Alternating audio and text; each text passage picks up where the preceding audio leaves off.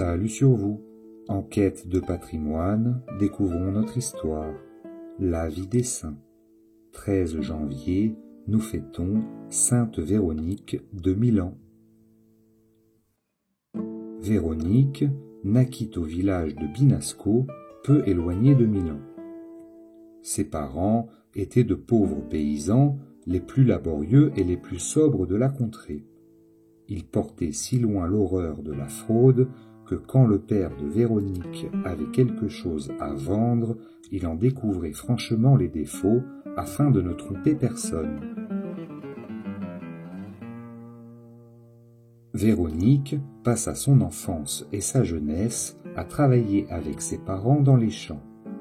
La prière et le recueillement faisaient ses délices.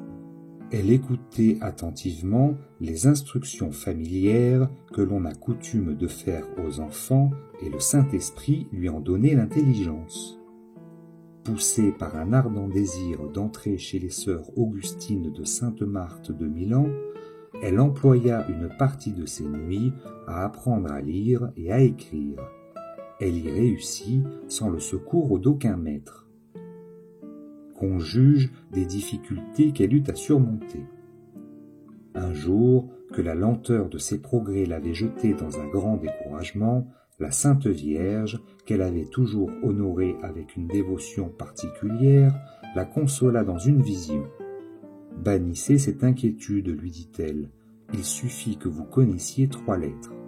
La première est cette pureté de cœur qui consiste à aimer Dieu par-dessus tout et à n'aimer les créatures qu'en lui et pour lui. La seconde est de ne murmurer jamais et de ne point s'impatienter à la vue des défauts du prochain, mais de les supporter avec patience et de prier pour lui. La troisième est de réserver chaque jour quelque temps pour méditer sur la passion de Jésus-Christ.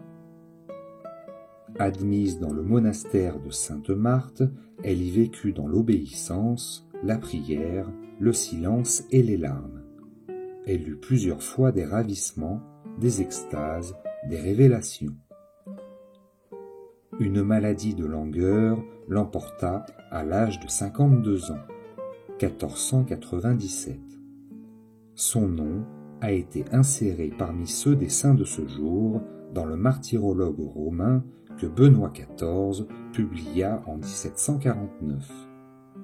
Ces reliques, conservées à Binasco, sont l'objet d'une grande vénération.